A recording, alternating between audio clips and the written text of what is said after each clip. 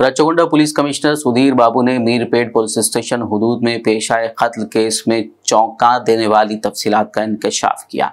उन्होंने बताया कि मुलजिम गुरुमूर्ति में कोई पछतावा नहीं है। वाज़ेह हो कि मीरपेट पुलिस लिमिट्स में एक माधवी नामी खातून की मुबैना गुमशुदगी का मामला उस वक्त एक घिनौने जुर्म में बदल गया जब ऐसी इत्तलात सामने आई कि खातून के शौहर ने उसका कत्ल करने के बाद उसकी लाश के टुकड़ों को कुकर में पकाकर तल्फ कर दिया था। रचगोंडा सीपी सुधीर बाबू ने मुलजिम को मीडिया के रूबरू पेश करने के बाद कत्ल की तफसीलात बताते हुए बताया कि गुरुमूर्ति किस तरह का इंसान नुमा शैतान है।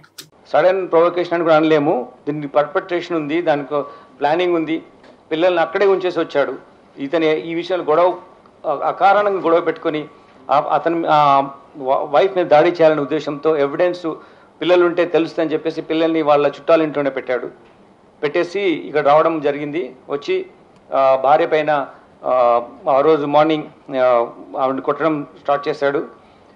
తీసుకెళ్ళి గోడకు ఆవిడ తలను స్మాష్ చేశాడు, గట్టిగా కొట్టాడు గోడకి.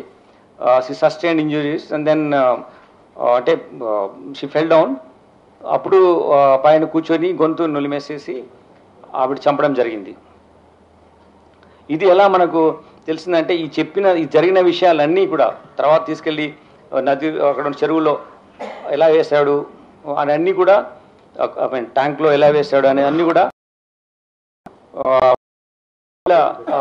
ఈ రోజు వస్తువు వెళ్తున్నాడు కదా, మేము అతను ఎంక్వైరీ ఎగ్జామిన్ చేస్తున్నాం, మళ్ళీ పంపిస్తున్నాం, మళ్ళీ వస్తున్నాడు. ఆ ప్రాసెస్లో ఈరోజు ఉదయం వాళ్ళ ఈ అమ్మాయి చనిపోయిన వాళ్ళ అమ్మాయి మేనమామకు ఇతను చెప్పాడు జరిగింది ఏంటి ఇట్లా అని చెప్పేసి. ఆయన ముందు కన్ఫెస్ చేశాడు. ఆ కన్ఫెస్ చేసింది అతను వచ్చి మళ్ళీ మన పోలీస్ స్టేషన్ పిలిచినప్పుడు ఇలా జరిగిందని చెప్పాడు ఇదంతా.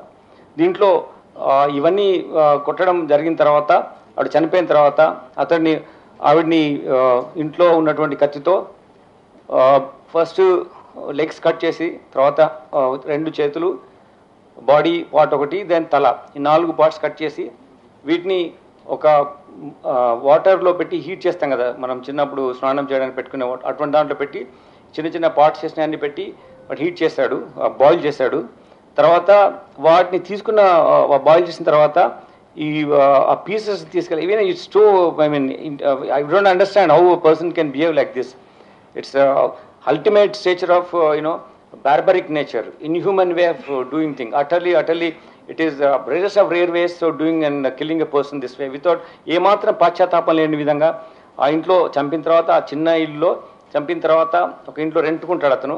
చంపిన ఆ బాడీలో ఉన్న పార్ట్ తీసుకెళ్ళి ఒక పెద్ద స్టవ్, వాళ్ళ ఇంట్లో గెస్ట్లు వచ్చినప్పుడు చేయడానికి ఒక స్టవ్ ఉంది, దానిపైన పెట్టేసేసి ఆ సిలిండర్ కనెక్షన్ ఇచ్చేసేసి ఈ బాడీ బాయిల్ చేసిన పీసెస్ని ఆ మంటలో పెట్టి కాల్చిన తర్వాత అన్ని పీసెస్ కాల్చిన తర్వాత అప్పుడు అతను అవి తీసేసి ఒక పెస్టల్తో దాన్ని రోకలి బండ దాంతో తీసుకొని ముక్కలుగా చేసి, అది బాయిల్ అయింది వేడి కాబట్టి అది చాలా ఈజీగా ఉంటాయి కాబట్టి దాన్ని పగలగొట్టడం జరిగింది. చిన్న పౌడర్ లాగా అయిపోయింది.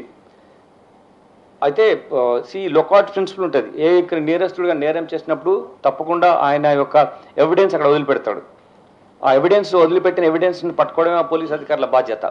సో ఆ ప్రిన్సిపల్ మాకు ట్రైనింగ్లో చెప్పిన ప్రిన్సిపల్ ఆధారంగా ఇతను చేస్తున్న తప్పులు అతను అనుకున్నాడు, అది ఎవరు చూడరు, ఎవరు ఒక్కడే ఉన్నారు కదా అని. కానీ we got sufficient evidence to prove this and we got that. అది చేసిన తర్వాత ఆ ముక్కలు అవన్నీ చేసి ఒక బకెట్లో వేసి 6 o'clock టైంలో ఈవినింగ్ తీసుకెళ్ళి అక్కడ ఉన్నటువంటి జిల్లాలో కూడా చెరువు దగ్గర తీసుకెళ్ళి, పెద్ద చెరువు తీసుకెళ్ళి అక్కడ వేసాడు.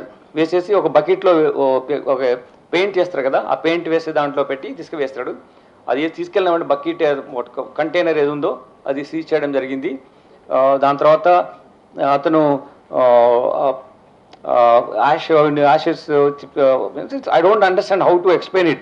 మీరు చాలా బాగా మీ ప్రెస్ వాళ్ళు చెప్తారు కానీ as a police officer I am not able to explain you.